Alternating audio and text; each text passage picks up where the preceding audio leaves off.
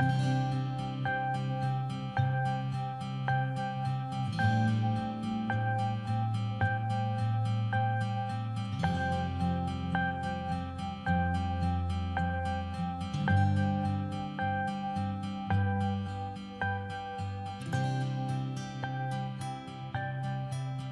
now have the pleasure of introducing to you our distinguished speakers this afternoon, and I will begin to my immediate right with the Honourable Niki Sharma, KC, who's the Attorney General for British Columbia. As Attorney General, she has oversight of 3 of the largest sources of holder submissions to the BC Unclaimed Property Society. These being the courts, first of all, and then the Public Guardian and Trustee, and the Employment Standards Branch. Her connection to BC Unclaimed, though, dates further back. Prior to becoming Attorney General in 2022, she was the Parliamentary Secretary for Community Development and Nonprofits. And in that capacity, she had the opportunity to work with both the Vancouver Foundation and BC Unclaimed in developing the Post-COVID Resiliency Fund for nonprofits. And next to Niki is our internationally recognized happiness expert, Professor John F. Helliwell from the Vancouver School of Economics at the University of British Columbia. And he's a distinguished fellow of the Canadian Institute for Advanced Research. His books include Well-Being for Public Policy, International Differences in Well-Being, and all editions of the World Happiness Report from 2012 through to 2023. And finally, next to Professor Helliwell is my fellow BC Unclaimed Director, Kate Hammer, who's the Vice President of Engagement at Vancouver Foundation, where she leads communications, marketing, and government relations. She has a background in public policy, advocacy, social impact, communications, and journalism. She started her career as a reporter for the New York Times and the Globe and Mail when she was probably 9 years old, before moving on to serving as a senior advisor to a former Premier of Ontario and the Director of Government Relations at Van City. Please join me in giving a warm welcome to all of our panel members.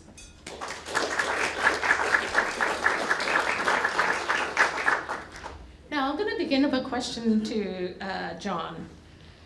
And this is, how do you measure happiness and what does it have to do with wallets? Let me start to answer the question by asking you a question. Are you happy? Yes. If you're happy and you know it, clap your hands. If you're happy and you know it, clap your hands. Now, in order to get this right, and then I'll tell you why in a moment, it's not just me singing and us clapping, it's us singing and us clapping. Are you up for that? If you're happy and you know it, clap your hands. If you're happy and you know it, clap your hands. If you're happy and you know it, and you really want to show it, if you're happy and you know it, clap your hands.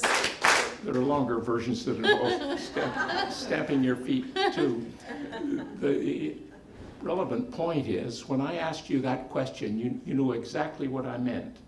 And I was referring to the emotion of happiness. How are you feeling at the moment? And one of the lessons from that kind of thing is I can ask you a second question now. Are you happier now than you were 5 minutes ago? Yes. Yes. And that's also part of the story, that people are happy when they're doing things together. And that is true of music, it's true of many things. There are several ways of measuring happiness, to get to the point of your question. And one of them is the emotion of happiness, what you're like right now. There's another deeper measure, and it's the one that Aristotle proposed. To define a good life, you ask people in a reflective moment about the quality of their lives as a whole. And we do it now in statistical agencies and in the Gallup World Poll by saying, on a scale of 0 to 10, how do you rate your life as a whole? And it turns out people are very good at answering that, and the answers they give are very reflective of the qualities of their lives. And so using that information from people and other things you know about their lives, you can actually find out what it is that makes for a happy life. Second part of your question, what on earth does that have to do with wallets? Well, one of the first things we discovered in the well-being research was that to feel engaged and part of a group was enormously important. One of the most important things about it was the level of trust you felt in the community in which you work, in the groups with which you are, and with the people with whom you were collaborating. There's a general question that's been used for almost a century now, which is in general, do you think people can be trusted? Or alternatively, you have to be too careful. You can't be too careful when you're dealing with people. And on a 0 to 1 scale, right? And some of my skeptical colleagues 20 years ago, when we were setting up a survey to discover the quality of social interactions in Canada, said that doesn't mean anything. We don't know how to interpret that. Let's ask something where we know people will know what we're asking and we'll know how to interpret the answers. So we developed this question about wallets. If you dropped your wallet containing $200, inflation has reduced the amount since, but it's almost 30 years ago. How likely is it to be returned if it's found by a neighbor, police officer, or a clerk in a neighborhood store, or a stranger? And it turns out people can answer that question. And it turns out by comparing it with now we have years of experimentally dropped wallets, not just in Canada, but all around the world, what people think, if you divide societies, what they think about that trusting environment around them is very predictive of how actually frequently wallets are actually determined. How are those two bits linked? Well, it turns out when we get evidence from around the world, to live in a country, a neighborhood or society where people think that, for you yourself to think wallet would be returned if found by a stranger makes you happier. To live in a society where everybody thinks that makes everybody happier. And that's what makes that an important question. So the next thing to tell you is that people everywhere underestimate the benevolence of other people. Because this wallet return question, it's not just are people doing what they say they're doing. This is people stepping out of their lives in order to help put your life back together again. So it's empathy, it's generosity. It's a really big deal to feel that people covering your back, looking after you. It's what converts strangers into friends. Everywhere in the world, people underestimate the extent to which their wallets would be returned. Well, as we know from what I already told you, they're shooting themselves in the foot, because what makes you happy is to believe you live in such a society. If you believe you live in it and you're not, then you're in a fool's paradise and you're going to meet your comeuppance in a while. But it turns out everywhere in the world, people are too skeptical about the kindness and generosity of the people around them. So the first thing we want to tell people is, in fact, and it's true everywhere in the world we've looked, that people are much more inclined to look after each other, look out for each other than we think they are. So we get a boost in happiness right away just by realizing that, if you believe me. Over to you. All right, thank you very much. Now, I'm going to ask Niki a question. In many ways, the BC Unclaimed Property Society does the work of returning wallets to the rightful owners. And BC is unique in that in Canada, in having a standalone nonprofit society that's dedicated to reuniting people with their rightful money. So what do you see as the benefit of giving life to these assets that would otherwise be lying dormant somewhere, either by returning them to people's pockets or giving those funds to charities or nonprofits? I just want to start by saying, John, I feel like I really needed that. I don't know if everybody else did, but you just set my day on a different path with that. So thank you for that. I think, as Anna mentioned, I was the Parliamentary Secretary for Nonprofits and Community Development before the role of Attorney General, and I had a chance to meet with a lot of nonprofits across the province and see the good work that they do. And really, I think to what John was talking about, we benefit from community resilience from the work that's done by organizations like this and organizations like nonprofits across the province, and we really saw that in COVID, right? The communities that were able to recover quicker, the ones that knew where the at-risk seniors were, where the youth were, where the mental health supports were needed, were ones that were doing the quiet work every day of understanding that in their communities. And I think there'll be studies about that rebound effect. And certainly in BC, we've seen quite a few of crises and disasters where we rely on people to show up for each other. And just to John's point, I think by and large we do, right? We show up for each other. We're there to help people out of difficult times. And one of the strengths of that is the work that this organization does in terms of being there for people, not only to return money that's theirs, but also to give it to community and put it to good work when it's unclaimed. And that has tremendous value, I think, to not only our communities, but to those people on the front line that are doing that work of returning wallets and a lot of different, I guess, ways you could think of it, and making our society more resilient as they're doing that. So. Okay, thank you very much, Niki. Now, a question for Kate. We know that the BC Unclaimed Property Society transfers dormant assets annually to the Vancouver Foundation, and this is determined by an actuarial formula that's agreed to between the province and ourselves. Can you tell us a bit about what the foundation actually does with the money we send them every year, and why these funds are important to Vancouver Foundation? Yeah, I'm hopeful, because one of the things that makes me unhappy is when I speak at an event and then I think afterwards, like, oh, I forgot to say that. So I feel like I'm buzzing a little bit from singing a song I hadn't sung in 35 years. So I'll try and make sure I hit all the points. But the short answer is that money is really meaningful. And that money is really meaningful. I'm going to kind of put it in two buckets, Anna. I'm going to say one is the quantum. It's quite large. You can update that figure actually because there was a record gift this year to Vancouver Foundation. So we're at about $67 million since 2004.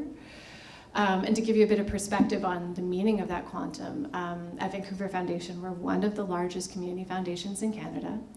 Every year we're giving out to community $70–80 million. So you can tell that is not insignificant. So just quantum alone, it's significant. But there's something a bit deeper actually about that. And I'll step back for a minute and just explain the ways in which Vancouver Foundation gives to community have kind of three broad buckets it's good to understand. One is donor advised funds, right? So someone will pass away and say, you know, I want leave their estate to Vancouver Foundation and feel really attached to, say, a particular animal welfare charity or a particular hospital, right? There's a bunch of ways you can give and leave your money in a donor advised way. We also, donors can bring in money into a focus area. So we have a suite of focus areas around environment or scholarships and education, right? And so again, people can kind of leave their money in that way. The final bucket, which is a bucket we call our unrestricted funds, are the ones that come with trust. They're the money that comes to us with like no prescription and a mandate to do what is needed most by community. So functionally what that means is often at Vancouver Foundation we have a team called our Grants Community Initiatives team who work very hard at figuring out where those dollars are best placed. They take a lot of work in understanding where typically in the ecosystem of philanthropy and charities does money struggle to reach, and understanding how they can grant in a way that's most meaningfully going to help those charities. So I'll just say the short answer for that is it's often multi-year operational funding. I'm going to look at my notes to make sure I don't miss anything. Another interesting part of that is we talk a lot about working upstream. And so what that means is when you're putting money out into community, we can put it out in such a way that it can address an immediate need or a problem, or in a way that gets at the root cause of an issue. So we actually have some grant recipients today that illustrate some of that. And I'll talk about the Watari Community Services and their community kitchen, yes, which is like a food bank, right? But instead of just cooking the food for the folks who come in, it's also involving the community in cooking the food and building connections. Another grant recipient of unclaimed funds is Farm Folk, City Folk, So you can talk about food security as an issue. They're looking at creating local seed banks. So when supply chains get disrupted by climate change or by geopolitical events, we actually have a local supply of seeds that can help us maintain affordable, accessible, good food for people. Is this unrestricted money allows us to be responsive to community needs. So $2 million of unclaimed funds actually went towards our COVID response, our community response fund, which was our response to COVID. I can give you other examples in the recent flooding and these emergent events that sort of we could never anticipate. And so these dollars are so powerful because they can respond to community in these ways. Thank you very much for sharing those concrete examples, because they really bring home to life, why it's important that we continue to remit funds on an annual basis to Vancouver Foundation, because of the ability for you to identify where the areas of greatest need are, and then to put the money where it's most needed within the community. So thank you for that. And what Kate has shared shows really that these dormant assets do make a social impact through the charitable transfer process, and they can make a meaningful impact to individuals. And while many of the claims that we pay out are for amounts under $500, some are much more significant. So in 2019, we located a rightful owner who was the beneficiary of a $1.01 million estate. But whether it's big or small, one of the biggest barriers that BC Unclaimed faces in reuniting people with their money is skepticism. In other words, they question the legitimacy of BC Unclaimed. After all, free money just sounds way too good to be true. So John, a question for you. What does your research tell you about why people might be distrustful about free money? Well, they didn't believe that people were as likely to return their wallets as they actually are. Aside from that, of course, who hasn't had their phone ring at the time of day they don't want it to ring, and somebody offering them something that's too good to be true, and is too good to be true. To have someone come along and say, by the way, you've just got an estate. We've all had people offer that to us. Unfortunately, in the phone calls I've had from people who've discovered, or emails from people who've discovered money that's mine, none of them have been from Unclaimed BC. You'll take that call. They've all been from some other area code entirely.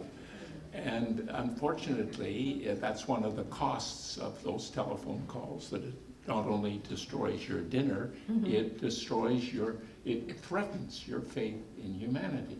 And so that's the collateral damage from untrustworthy acts of that kind. And it's of course part of your problem, because when you tell someone, or I guess first of all it starts when you're trying to actually locate them. Yes. And say, look up, and by the way, you may have lost something, or maybe something due to you. Sign up and they say, oh yeah, press that button and I've lost my computer and my bank account. And so it's an interesting communications issue you face, because you really are, you're one in a million. You're someone who phones up and says, you do have something that is yours. And so you have to establish your credibility. And there are a variety of ways you do it, and they're all good ones. You invite people in to see more about what you do. Because you see, the more you ask them, offer them details about what this money is doing for others. Indeed, you may find not only more people contacting you, but more of them saying, hey, I'm going to pass this on. I'm going to share it. I've seen all these wonderful things you do holding these unclaimed monies. I want to be part of the giving as well as the receiving. And that's what we've discovered about people, that the biggest part of a gift is not how much it's appreciated by the recipient, it's how much the donor appreciates having been a donor. And that's life. Fortunately, it is, right? So the people who return the wallets are happy. You're in Unclaimed BC, you're happy to be doing it.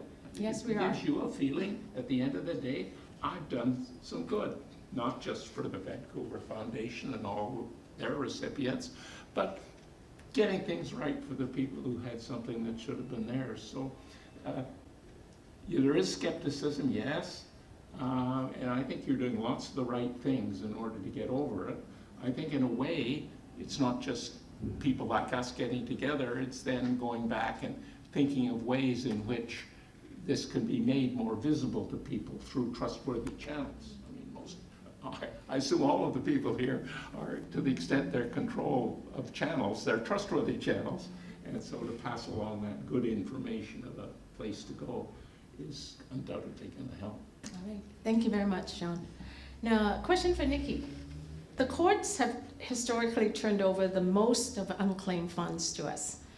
What I'd like to understand is, where are these monies coming from, and what can the legal profession do to help to make sure that people reclaim their rightful money?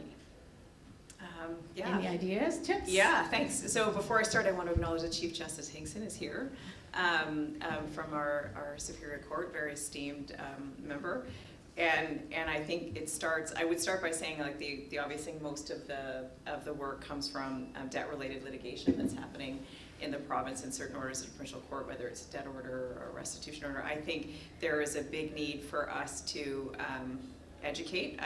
I think having all the courts and the leaders in our court system fully aware of the power of what the organization can do for people in terms of reuniting them with as rightful owners, as the term is, but also I think to the legal profession to understand the questions to ask and when to ask them, and to help make sure that they've accessed the resources of this organization, I think is an educational component to that. And particularly, I think self-represented litigants, and I'm sure Chief Justice Hinkson has some views on that, but I think definitely with self-represented litigants, which we are seeing quite a few of in justice proceedings, are likely not aware sometimes of the different things that they might be able to avail themselves when it comes to that, and that's something that is finding ways to get information to people that way, I think is going to be very important. I think there's a lot of power and understanding that you have resources and organizations there for you, and I take the point about if you get a call saying that actually you're entitled to $1 million property and you didn't know about it, probably there's some skepticism there. Mm-hmm. But how great is it that we have an organization in our province that's there to do that for people, right? That's there to close the loose ends of sometimes either a legal proceeding or some other matter that left something unclaimed, and then if that doesn't happen, return it to the community in ways through the Vancouver Foundation. I think that that's a strong and great asset for BC that we need to talk about more often as much as we can. So. Great. Thank you very much, Niki. I'm going to turn to a slightly different topic that draws on your experience, not as a lawyer, but as a politician. You know, we've seen that social division. I'm not going to ask you about carbon tax, okay? Don't worry about it. It's a question period again. Anyways, we've all seen that social division is on the rise and can show up sometimes in politics as well as elsewhere. But this has been particularly obvious with our neighbors in the US. And Niki, what I'd like to understand is, do you sometimes see this in your work? And if so, what can we do to mitigate social division? It's a really big question, and I thank you for asking it. And I have to say that before I came here today, I was with the Premier making an announcement about supports to support people through the rise of hate that they're experiencing right now in our province. And every day I hear about incidents of people on the front end of receiving either hateful incidents or the division that you're talking about that shows up in our communities. In BC, we're not immune to that, right? And we as a government, first and foremost, need to be on the side of good when it comes to this, and the side of supporting people, the side of dispelling the mistruths and the things that would divide us. And we are vulnerable to that conversation, especially some of the divisions that are happening in the States, where issues that are way more complicated than political partisan politics makes them out to be, but seek to divide us through fear, through making us think that we're way different than the other people that are in our community. Divide us on racial lines, religious lines, a whole bunch of things. And I'm really thinking about that right now, and thinking about how we stand together in our community to face that. I think, as John mentioned, there's more good people out there that want to build a society and maintain a society that is equal, that understands differences but respects them. And if we are not a voice for that as government and politicians, then we're failing our communities. So It's something I'm thinking about a lot right now, and I really do think we all need to stand up when we hear it and see it, and make sure that those good people that John's telling us that we sometimes are skeptical are out there, we know that we stand with them when we say that we stand with those people, and that we're more of them, or there are more of us. So that's what I would say. Thank you, Nikki. Now, I've got a couple of questions for Kate, and it relates to the Vancouver Foundation's Connect and Engage reports, which looked at social isolation and loneliness in Metro Vancouver. And those reports found that the issues of social isolation and loneliness were related to social trust and how much people trust or did not trust their neighbors.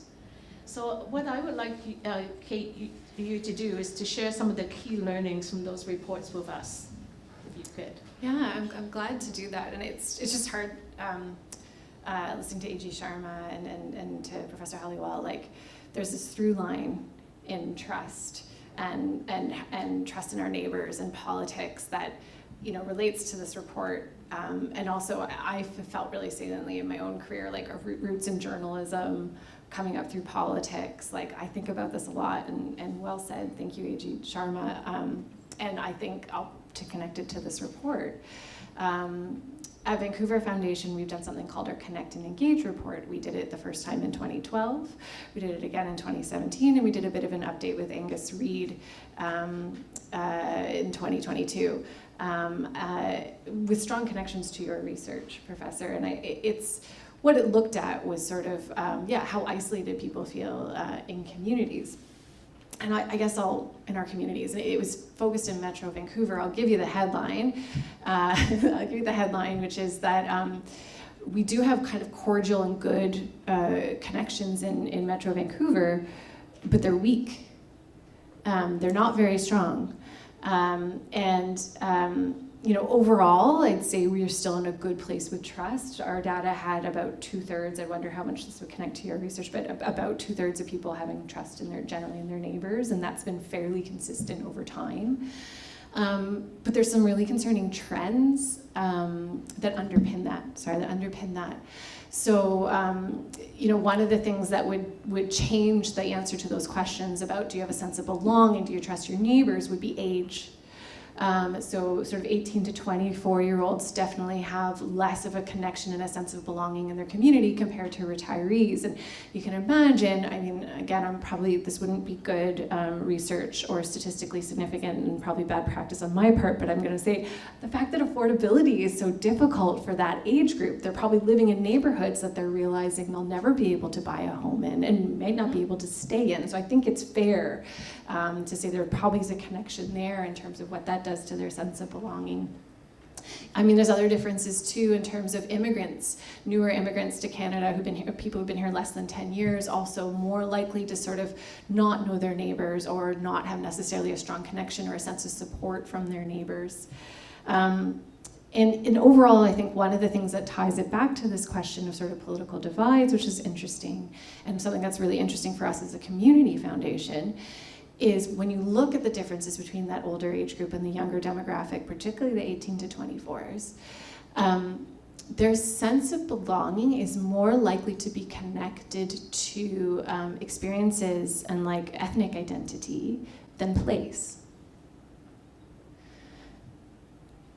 This is where the former journalist in me sort of like goes back and says, to the halcyon days when we all had a communal sense of what was the news and what was going on, and more of a kind of place-based identity and place-based knowledge of our sense of what's going on in the world.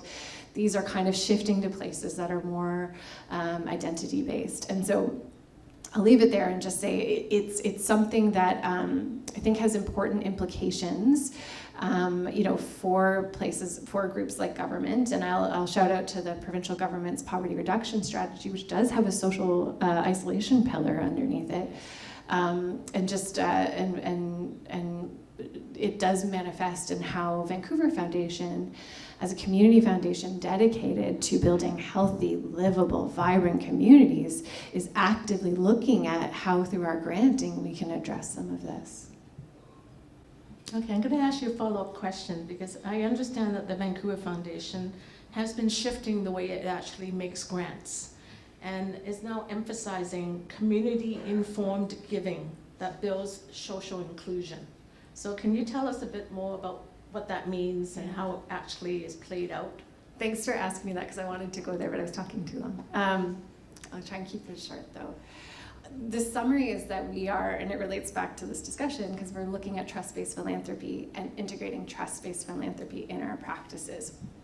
And what that means is shifting from an older version of philanthropy, which was much more donors kind of saying, here's something I want to do, here's how I want to help, being a bit more procurement-based, to something that really puts the power in the hands of community to say what they need and how they need to use the money. So a really concrete manifestation of that, I think I mentioned earlier, that a lot of our grants now are multi-year and they're operational. And it gives organizations more power to use the money in a way that supports them to answer the needs they're seeing in community, and trust them more to have that knowledge and to make that real.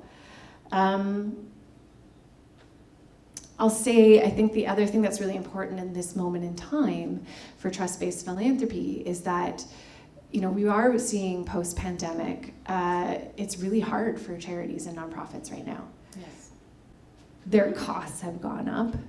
A lot of them have seen decreased revenue. A lot of them depended on events-based fundraising or memberships or other sources of revenue. And at the same time, the demand for services has gone up. And so part of what trust-based philanthropy is again, like funding the operations and the sort of multi-year dependable funding that the charities depend on to really actually answer and meet the needs of community. Well, I applaud that change in philosophy, because I was there in the old days of Vancouver Foundation where, as you say, the granting was procurement-based, essentially. So, John, can you please help us understand how Canada and BC actually compare to other jurisdictions when it comes to trust and happiness? And how have we been doing since the first World Happiness Report that you did in 2012? Are we doing better, worse? Are we staying the course? Mixed evidence.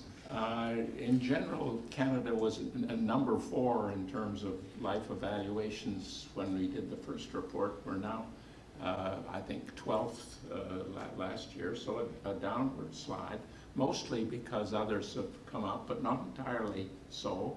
There's been some rethinking about people's lives that they have done. Canadians are very famous for apologizing, if anything, too much. But you spend too much time apologizing for things that you may not have even been able to control, unless it starts you to think positively about what you can do to make things better for people.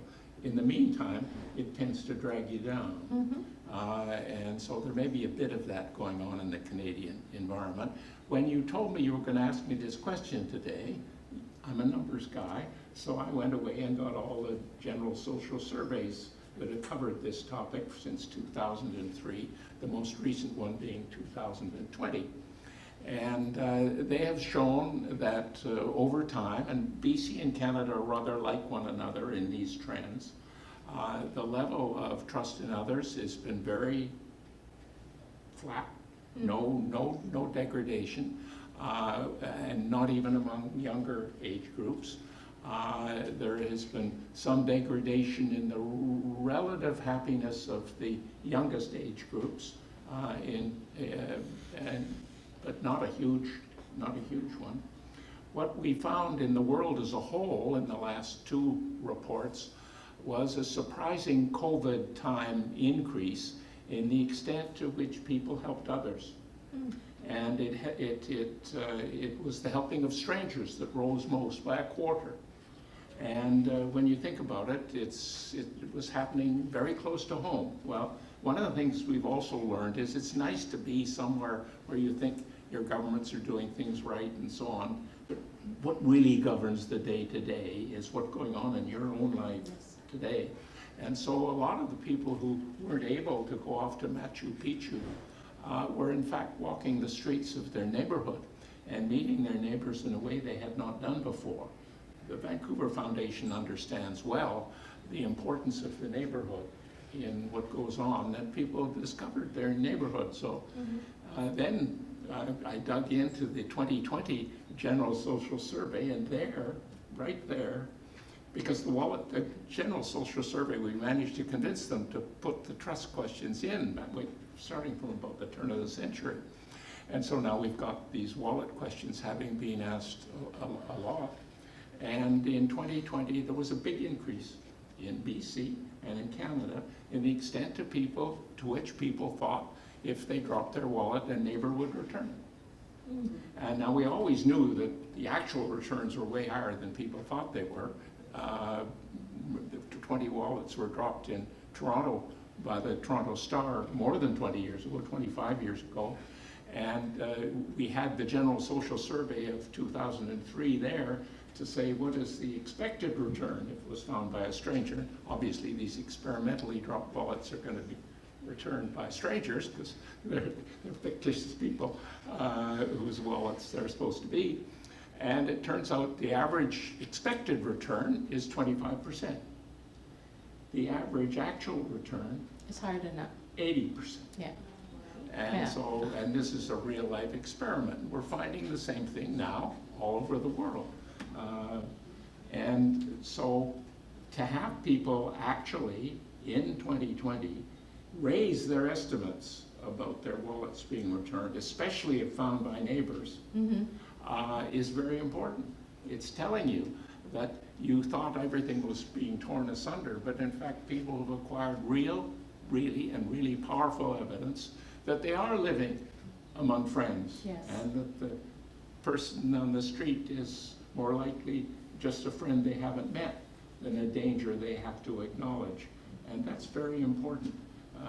And it's part of what we hypothesized. In fact, we sort of concluded that people, on average, came through COVID unaffected in their overall life evaluations. There were blips here and there.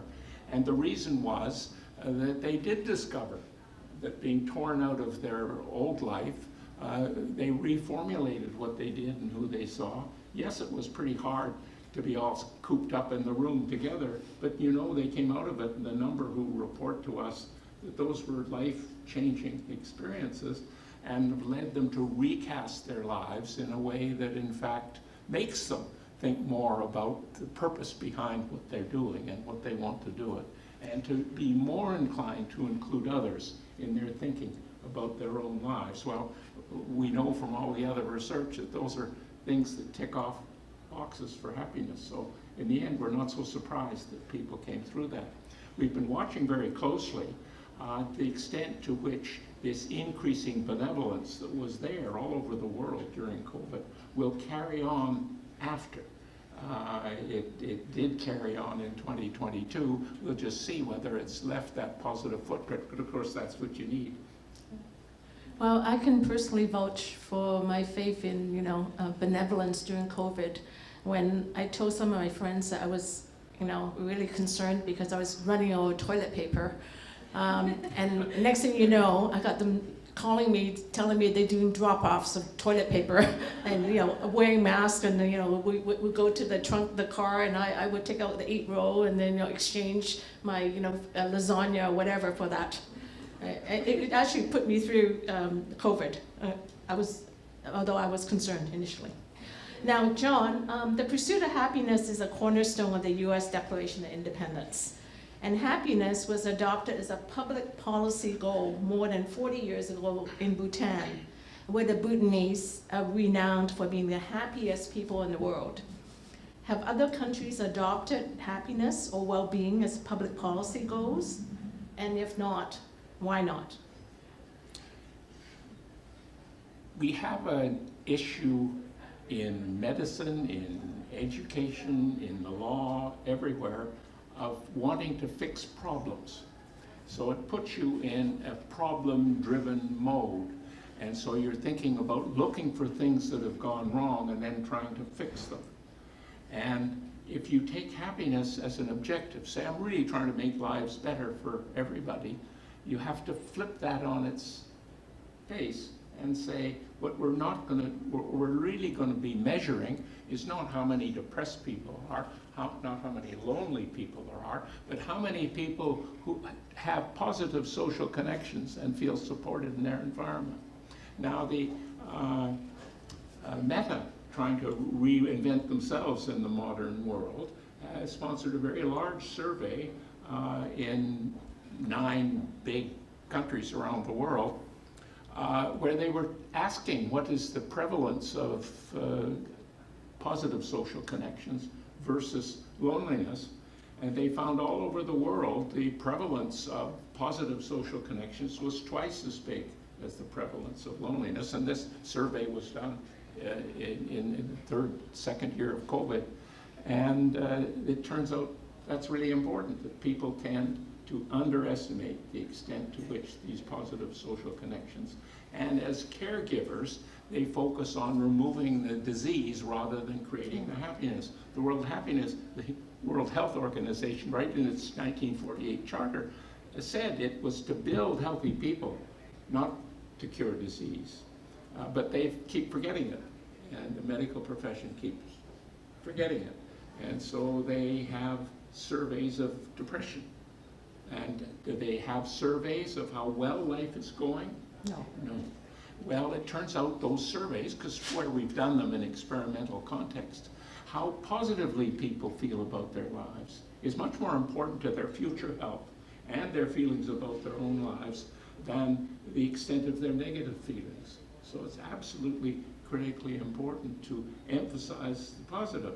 And of course, nationally, I mean, there's a UN resolution that passed without, and everyone accepted it. But in application, it's terribly difficult because you're in a profession, do no harm, but so then you put kids in schools and put gates around the schools, and you put elderly people in with locked facilities. Others can't get out and others can't get in, when you know perfectly well that will make them happy is to get the two groups together. So you have to focus on opening doors to connect with others rather than protecting against a small risk that something might go wrong in that period. And because that ethos of repairing the wrong rather than creating the good is so strong, it makes it easier for people to say, yes, that is my objective, is to increase well-being and happiness, we call it in this Aristotelian way. But then going back tomorrow, they all believe it and they clap, and then they go home and they do tomorrow what they did yesterday. And there's a variety of ways of describing that psychological being grounded in past ways of doing things. So the reset button has to be pressed everywhere. And I've been surprised that it's taken as long as it has. There are now a number of national governments. There's a WeGov coalition of happiness-focused governments and so on. But it will only really start happening when people say, it's got to start right at home. And in a way, with the way you've done your thinking about your grants, you're saying, we're not going to tell people what we're going to fix and then give them the money and say, fix it. We're going to engage people in their own search for better lives for themselves and others, and then let them tell us what will make communities better in which they serve. And I think that has to be true in all the service professions. It's a big change. So am I discouraged that it's been as slow as it has been? No, because all these things are slow. It took a long time to get the environment away from Silent Spring into real action, almost 50 years. But the trend is right. If you follow appearing in books, for example, Happiness versus GDP, one's on an upward and the other's on a downward. People are changing the way they're thinking about lives. But I'm not going to tell you it's going to be a turnaround on a dime. All right, thank you, John. Now, and Niki, in your previous role as Parliamentary Secretary for Community Development, I would think that might be actually reflecting a step in the direction of, pursuing happiness as a public policy goal. So I'm just asking you the question, do you think that after the next cabinet shuffle, we might see a Minister of Happiness? And would you be up for that role? Yeah, I mean, the obvious answer to me is it already exists under the Attorney General. Am I not? No. Yeah, I think it's a really good question. I'm thinking a lot about what John's talking about, what we measure and what we don't. I am not in charge of where people go in cabinet shuffles and what their portfolios are, so I'd have to talk to the big guy for that. But I think it's a really valid point about what we measure and what we don't, and how we tend to, I think, as governments, focus on problems that we need to solve. And it's something that I'll be thinking about as I leave today. So I want to thank you for that. Yeah. Yeah, and with that said, I know Nikki has an extremely busy schedule, and she's actually scheduled to go on to another meeting after this, so we're going to cut off at this point, but I want all of you to please join me in thanking our panel for sharing their perspectives and insights with all of us, and making us feel a little happier this afternoon. And how do you feel about that? Let's go another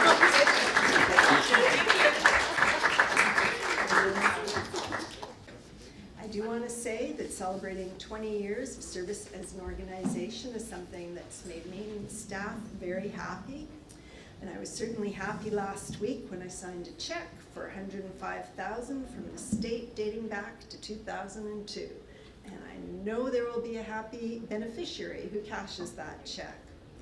So you may be wondering, where do we go from here? How do we keep this happiness train rolling? How do we build the social trust to keep it going? Well, I want to let you know, looking forward, we've got a three-pronged strategy. First, we really want to express appreciation for our current holders, and we really want to grow that holder community. Second, we're focused on outreach, and we're focusing on lower income British Columbians for the first time, because we know that money will make the most impact when it gets into their hands. Third, we're building collaborative relationships with those that share our goals and can help us achieve those goals. For example, we've worked with the Provincial Advocates Association to try and find those trust-based intermediaries that can raise awareness with low-income groups that they should check for funds with us. Something else we're collaborating on is with other provinces. There are only 4 provinces in the entire country that manage dormant assets, and some of them are interested in the BC model, and we do lend our support to those who are interested.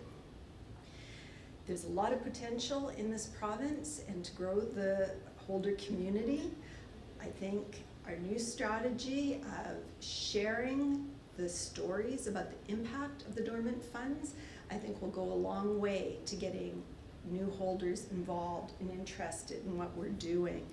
Our program relies on education and voluntary compliance, and that's why I think those stories can be really powerful going forward, and I really appreciate, Kate, the examples you shared.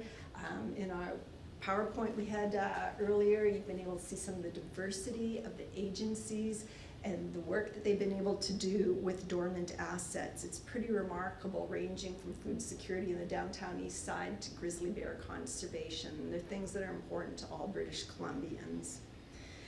Today is the first time we've brought together such a diverse group of our stakeholders, from legal and financial advisors, holder organizations, and the grant recipients. And I really hope you've all had a chance to mingle and hear firsthand about some of the impacts that those difference makers are achieving. As was mentioned, we are positioned, thanks to the diligence of our holder community, to make our largest ever transfer to the Vancouver Foundation. And I do really want to acknowledge the court-led initiative this year that's made a very big impact. In fact, you guys have edged out the Public Guardian and Trustee's Office that had been our biggest submitter until then. But hey, PGT, there's always next year.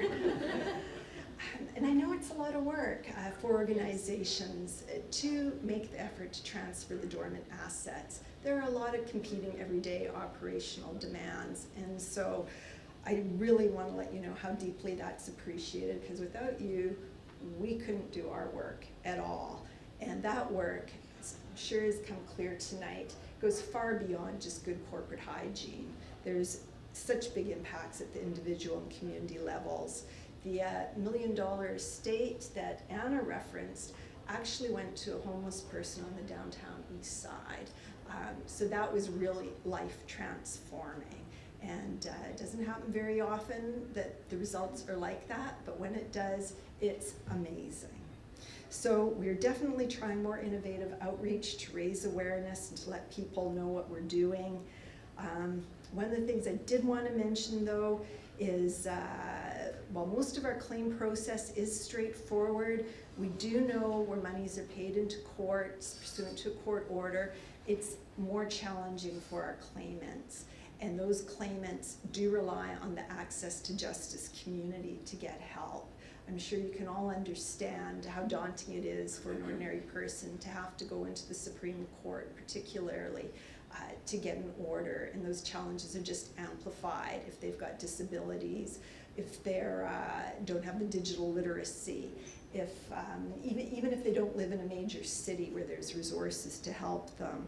So I am looking forward to collaborating with those in the access to justice community this year, particularly public legal education providers, to develop resources for these claimants, and for the organizations ranging from justice access centers to access pro bono to the paralegals at Amicus Curiae, so that there's resources, that they can turn to help claimants when the claimants find them. And I know they do find you. So thank you for the support you're giving our claimants. To close, I just want to say what we've learned from the World Happiness Reports and John Helliwell's work is that people are extremely happy to know their lost wallets will be returned. And we're very happy to be in the business of returning lost wallets. But just as it takes a village to raise a child, it takes a community to make our uniquely British Columbian program the success it's been for the last 20 years. And I want to thank all of you for your support in building this dormant asset community. And dare I say it, even adding to the happiness of British Columbia. So thank you.